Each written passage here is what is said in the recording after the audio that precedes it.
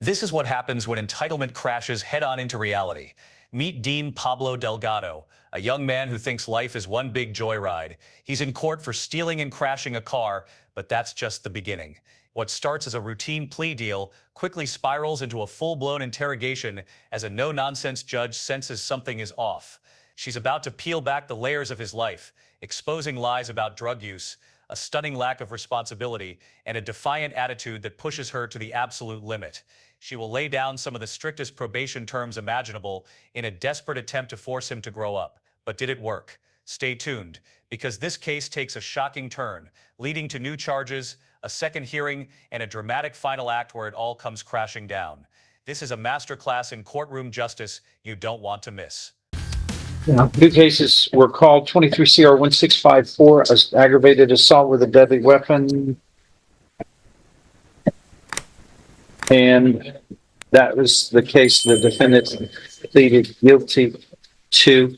And then there was 23 CR 1858, engaging in organized criminal activity. I think that's supposed to be dismissed as part of this agreement. Yes, sir. Correct? Yes, sir. All right.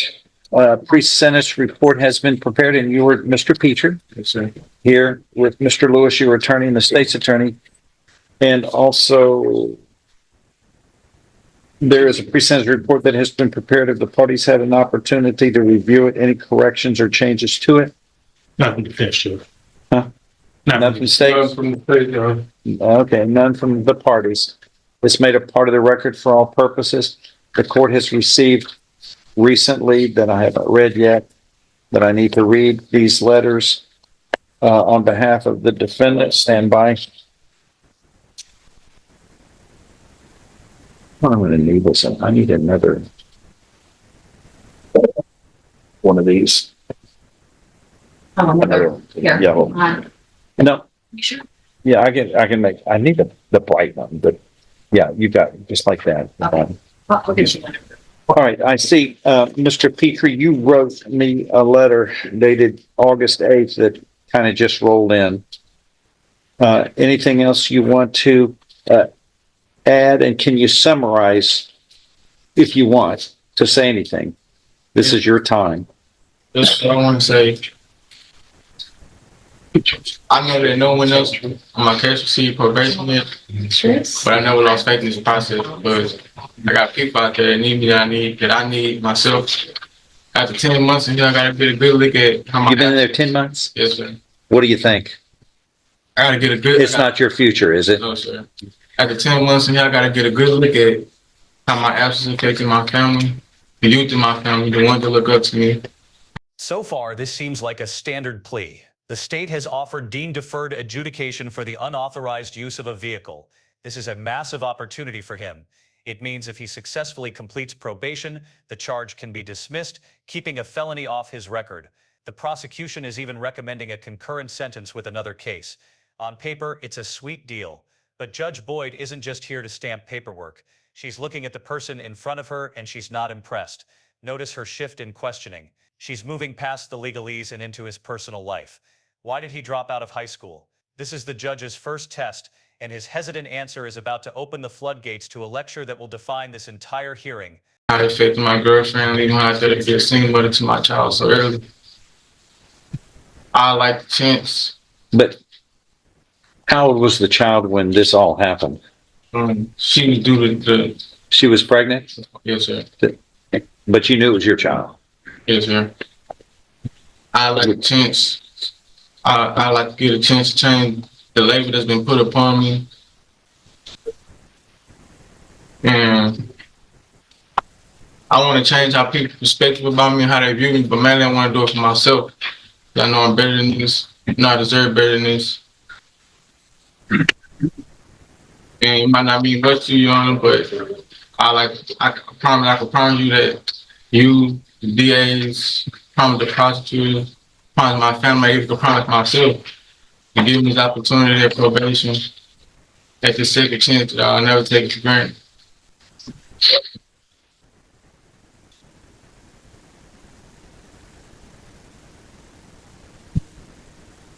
Well, we're not judged on what we say, it's on what we do.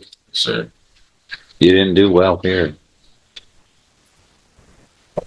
It talks about, you speak. This is the moment the hearing turns from a sentencing into an intervention.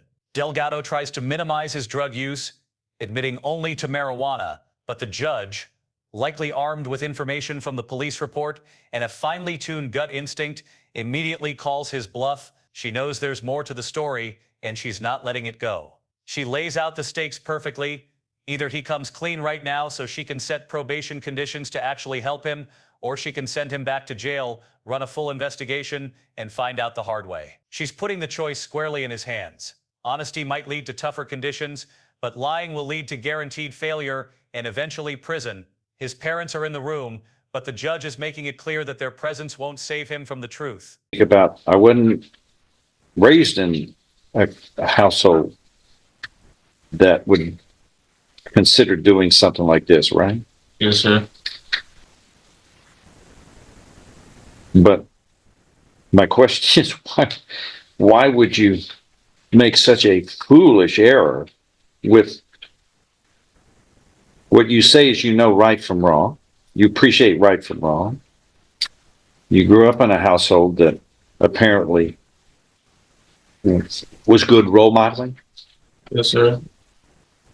So the question begs, why would you do something terrible like this? A foolish reaction that I shouldn't even thought first, second, or third about. This says, since I've been incarcerated, my first and only child was born. I thought you said that she was pregnant. She was pregnant. She wasn't born until I came. While he was in custody. Oh, okay. Yeah. But you knew she was pregnant at the time. Right. You knew there was a child coming, right? Yes, sir.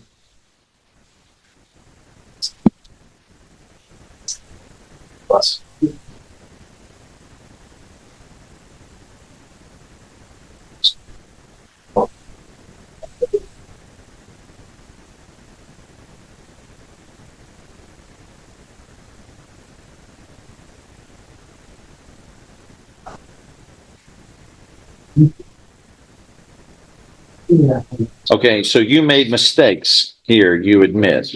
Yes, sir. What mistakes did you make? It was a mistake.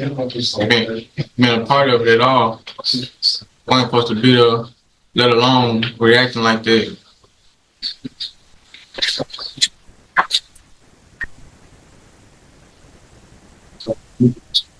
Wrong time in my life. Say that again. It was a mistake, a big mistake at the wrong time, and point in my life. What was the wrong time of your life? The tension here is incredible. The judge has him on the ropes, forcing admissions of Xanax and alcohol use. But when she asks for the name of his supplier, he hits a wall of defiance. Watch his body language, the crossed arms, the evasiveness. The judge immediately calls him out on it. This isn't just about a name for a no-contact order. It's a test of his character. Is he willing to cut ties with the life that got him here? By refusing, he's telling the judge that he's still protecting his old habits. Her threat to reset the sentencing and send him back to jail isn't a bluff. She is forcing him to choose between his so-called friend and his own freedom, right here, right now. What made this the wrong time of your life? I knew I had a child on the way. I knew I had responsibility that I had to take care of in the near future. So why did you make the choice you made? With all of that going for you. Most people who come here don't have anything. They've been pretty much hopeless. You seem to have family, I say, growing up surrounded by family that love him deeply. They hadn't been good role models.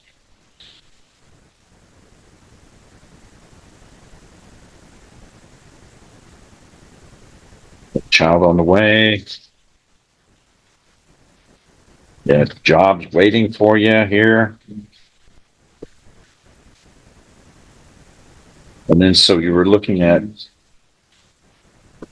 you were indicted for a second-degree felony of aggravated assault with a deadly weapon here, and also a third-degree felony of engaging in organized criminal activity.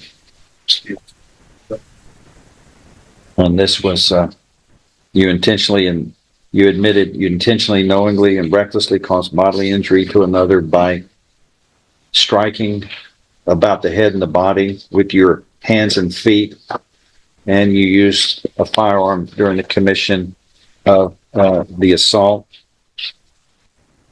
The victim was found. After dissecting his personal irresponsibility, the judge brings the focus back to the crime itself with a crucial detail: the car he stole and damaged belonged to his own aunt.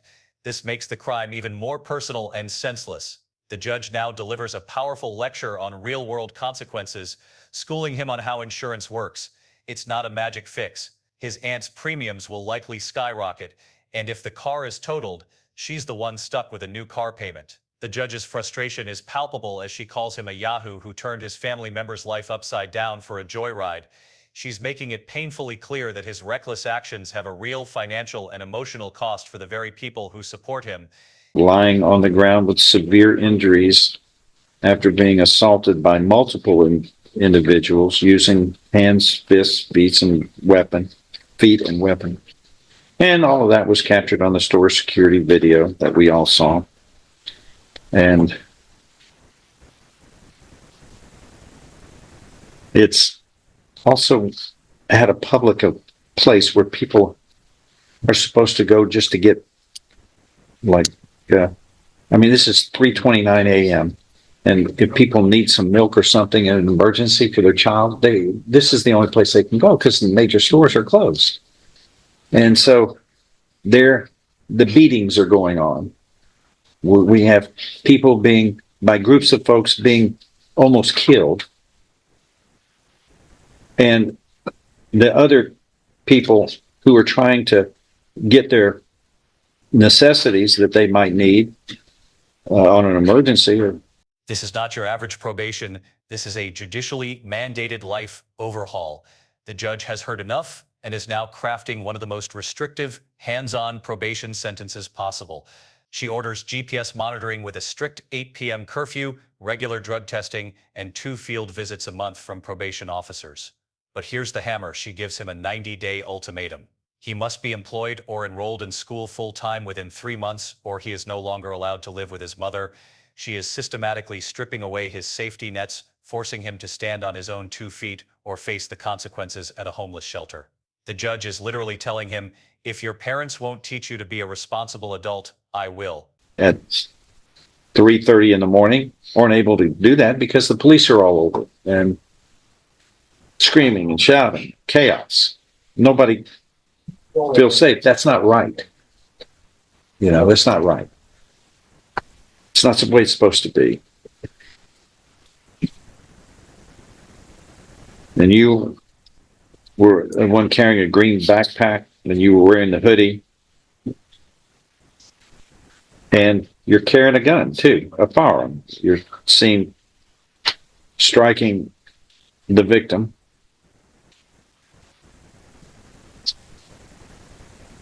There are several of you. The victim ended up being sedated and was on a ventilator at the hospital to save his life.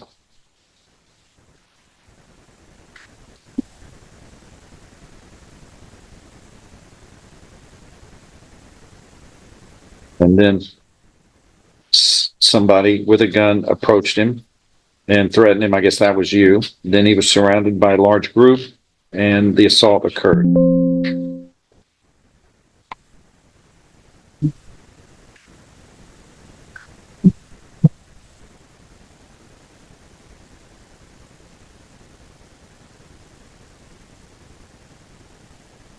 A couple of things is, what are you doing at 3:30 in the morning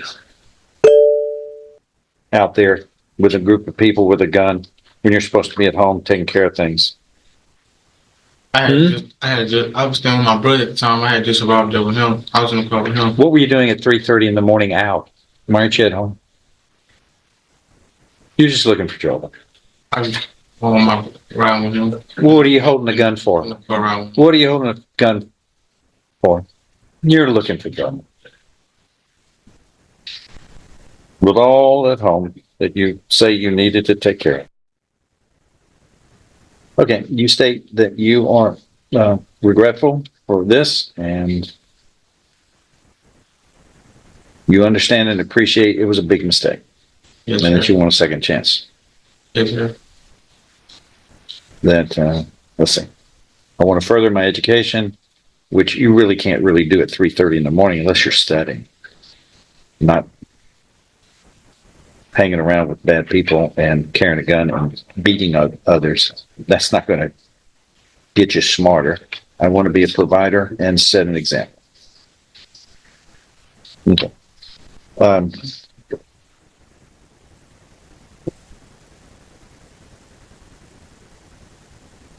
You are, your attorney was able to negotiate a deal with where you are not looking at up to 20 years in prison. You're just looking at up to 10 years in prison, no less than 2, no more than 10.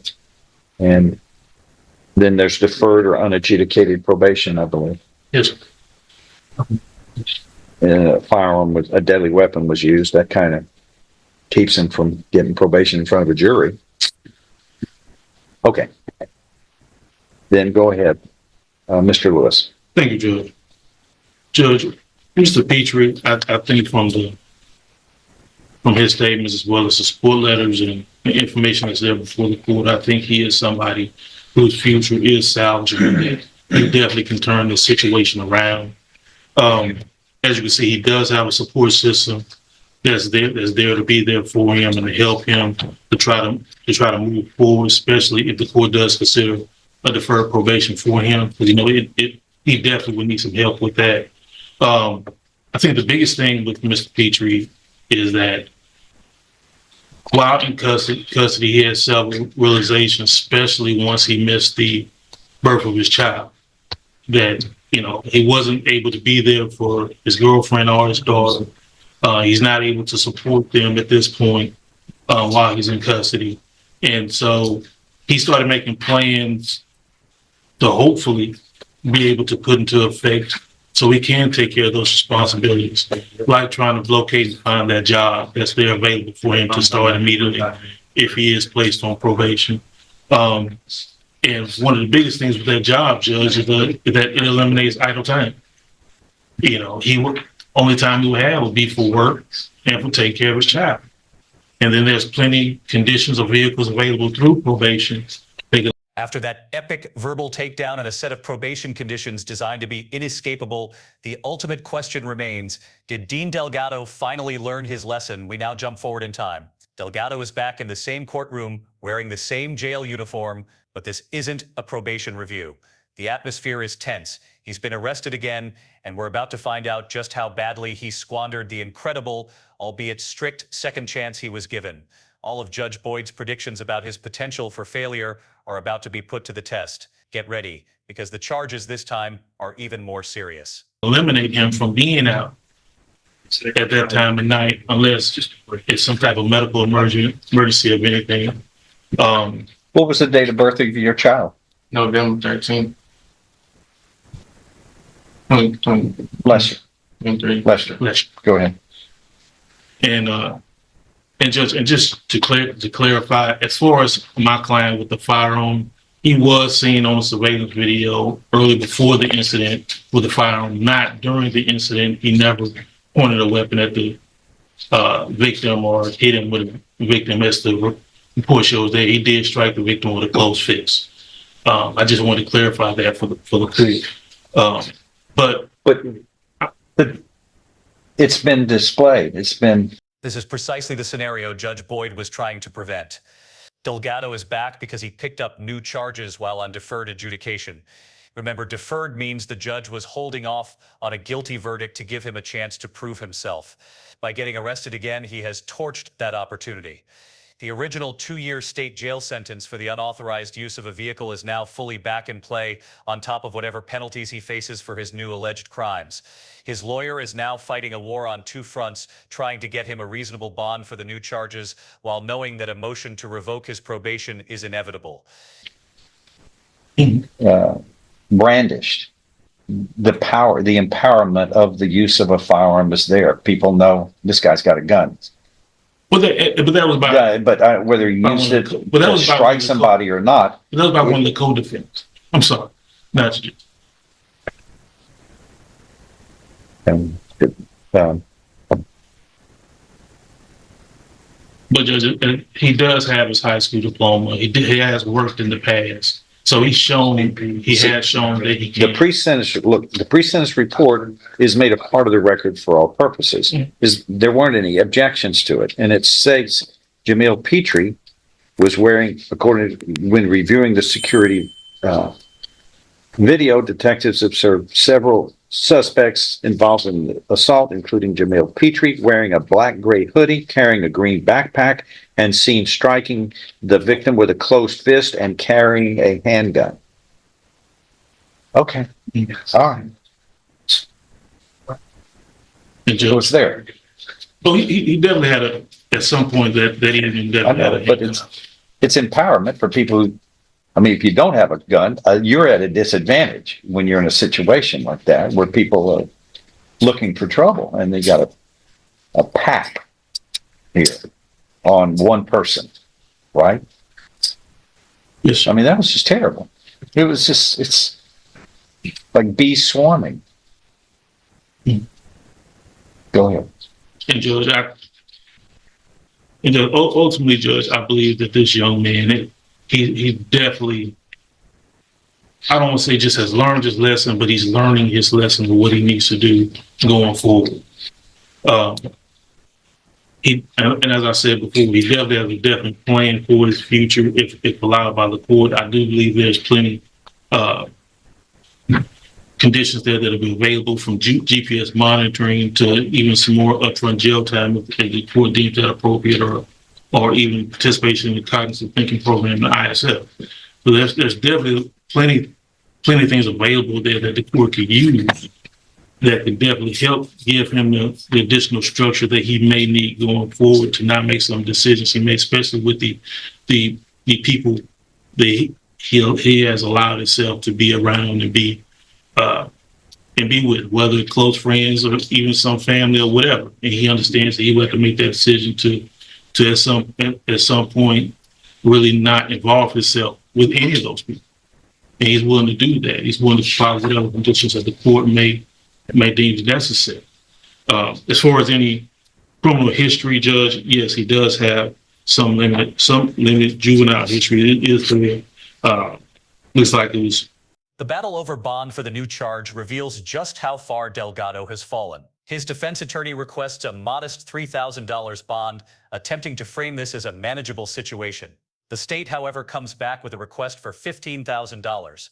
That's a massive difference, and it speaks volumes. The prosecution no longer sees him as a kid who made a mistake. They see him as a defendant who was given a chance by the court and immediately reoffended. The high bond request signals that they believe he is a significant flight risk and a potential danger to the community, someone who cannot be trusted to follow any rules.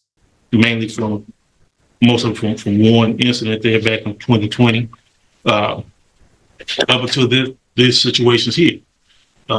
So he has shown what he can do as far as being positive and being on the right track. And with the family support he has, Judge, I think he can make a probation successful. We don't have any type of drug alcohol issues, which is great. So we know we have someone that in the right mind can make the right decisions. He'll do right. Okay.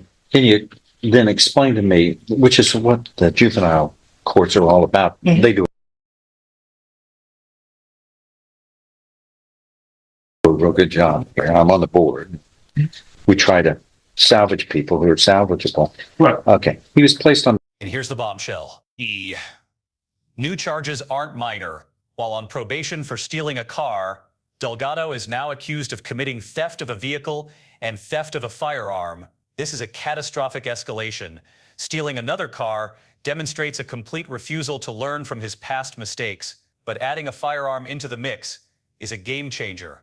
It elevates his threat level immensely and shows a flagrant disregard for the law and public safety. The judge now has to consider that this defendant, who she lectured for hours about responsibility, allegedly went right back out and engaged in even more dangerous criminal activity. Deferred, given a chance in 2021 for unauthorized use of a motor vehicle, evading arrest with a vehicle, evading arrest and detention.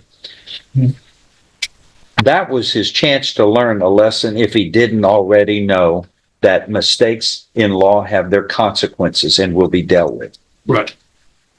And here he is. Right. And that's why. And here he is with a gun, beating someone. Despite the serious new charges, the judge sets a bond, granting Dean Delgado one final paper-thin opportunity to remain free while his cases are pending. He was given his next court date. His attorney was in contact. The entire system was aligned to ensure he would show up and face the consequences of his actions. He was explicitly told what to do and when to be there. So after all the lectures, the warnings, and the second and third chances, does he finally step up, or does he make one last fatal mistake?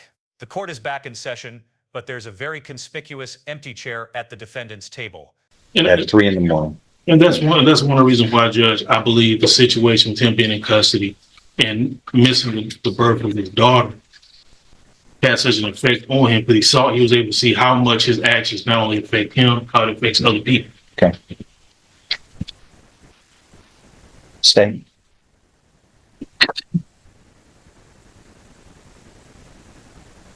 Here's the things that I would like to highlight, Judge. Number one, he was out on indictment on the charge of engaging in organized criminal activity when this offense was alleged. And that's done. You had posted a bond or something, and you were out on bond when this event happened. It's been re-indicted, and that's why the numbers are a little bit different, but there's no doubt that he was really on notice of that the courts themselves were watching as far as that was concerned. Well, The hearing begins, and the judge's first question is the one everyone is dreading. Where's Mr. Delgado? The answer: don't know, Judge. His own lawyer is forced to recount his desperate failed attempts to reach his client. He spoke to him on Friday, but by yesterday, the calls went straight to a recorded message. The subscriber you have dialed is not available. This is the death knell for a defendant on bond. It's a universal sign that he has likely thrown his phone away and decided to make a run for it. The judge offers one last sliver of hope, asking the attorney to call the bondsman, but everyone in the room knows exactly where this is heading. we're serious about holding people accountable. Number two, The defense attorney has done everything by the book. He contacted his client, he called the bondsman, and he even called the cosigner, leaving a message that was never returned. The bailiff has formally announced Delgado's name in the hallway, the final procedural step before a warrant is issued. There is nowhere left for him to be. He is officially a no-show. Every single opportunity has been exhausted. The camera rests on the judge, who has listened patiently to the excuses. Her predictions have come true in the worst way possible. Now all that's left is to make it official. I appreciate the detail that's mentioned on page 4 of the PSI. Specifically, Your Honor, I'm highlighting that the officer did a great job of notifying you about all the defendants involved in this. As a prosecutor on this case, I will tell you, Your Honor, there will not be a time that I will stand before you and agree that somebody should receive probation for this offense. There have been many defense counsel that have talked with me because there's multiple defendants on this, and they're all seeking it. This man had another attorney right from the very beginning, was beating down my door asking for probation. That did not occur.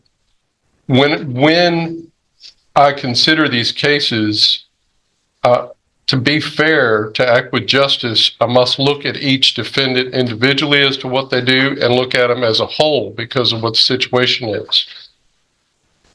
What's not noted on here, Your Honor, is the second from the bottom is Michael Williams. He was on your probation whenever this occurred. We have had a hearing on that where Your Honor has seen the video. And after the hearing on that matter, you sentenced him to 20 years. That's not reflected here. That was the maximum he could receive. There is another defendant here by the name of Jalen Foxell. He is also on probation whenever this offense occurs. We are still waiting to deal with that. I anticipate the same or similar response on that because it's Mr. Foxell that's carrying the AR-15, the assault rifle that's seen in the video. Why that's significant is because he gets there in the car with Jamal Petrie and Jamil Petrie. Jamal Petrie is his brother, the defendant's brother before you here today. He did a similar plea, made a similar argument before the court, and Your Honor sentenced him to 10 years. Same sentence that was received by Kerry Beatty. It's the same sentence that I'm going to ask you to give this man today, 10 years. This group act like a pack of wolves and attacked this poor man. This is the first time in reading this PSI that somebody offers up some excuse as to why they did it underneath his version, Your Honor. And I've never heard any of this from any of the other people in all the matters that either I've dealt with in negotiations or has been presented before Your Honor, either in other PSI or in other hearings. This gentleman before you is basically blaming the victim for this circumstance. That's not that acceptance of responsibility that they're pitching to you as to why he should receive probation. As I said, Judge, you will not hear me stand before you on any one of these defendants and suggest that probation is proper. I have the videos available and can tender it if Your Honor does not recall the circumstance. Seen them now. But it's one of those things that you just can't unsee. One of the reasons why I'm glad to stand here and represent the state of Texas is that you're given chances to try to change what's happening in our community. Beaumont is not, in my opinion, the kind of city that should be reflected by what we see in that video that's happening at 3:30. It's absolute chaos. That's why we're taking hits. I can't ask for anything other than 10 years. Port Arthur, because of what goes on at 3:30 in the morning. A large part.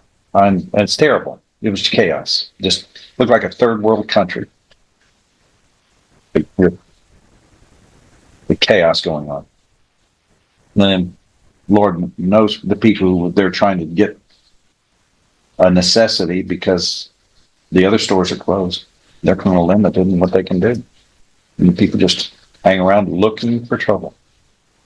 Anything else anybody else wants to say? What about you? Did you want to say anything else, Mr. Peter? I don't have to say, Judge. Okay. The court's reviewing all of this, and I've highlighted what I think are key points here in cause number 23 CR 1654. Mr. Petrie, you have pleaded guilty voluntarily in this case. You were mentally competent to do so. You understood and appreciated the consequences of pleading guilty. There's sufficient evidence supporting your guilty plea from State's Exhibit 1 admitted during that hearing to find you guilty beyond a reasonable doubt. I now find you guilty beyond a reasonable doubt of this second-degree felony of aggravated assault, where you were looking up to 20 years in prison. And I'm finding you guilty beyond a reasonable doubt. You are hereby sentenced to confinement in the Institutional Division of the Texas Department of Criminal Justice to serve a term of 10 years. And a deadly weapon, namely a firearm, will be shown affirmatively in the judgment was used in the commission of this offense. This was a terrible blemish for this city. That was chaos.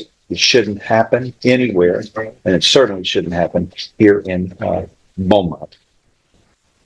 And you have better things. You had far more things going for you at home that you needed to attend to.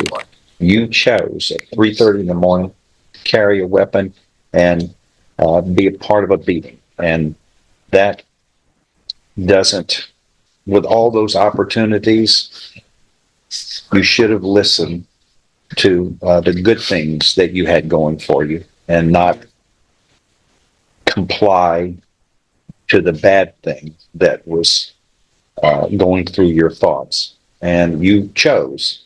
You're paying the price, and your family ends up paying a price. For some reason, you shouldn't have forgot what you had at home. That were blessings.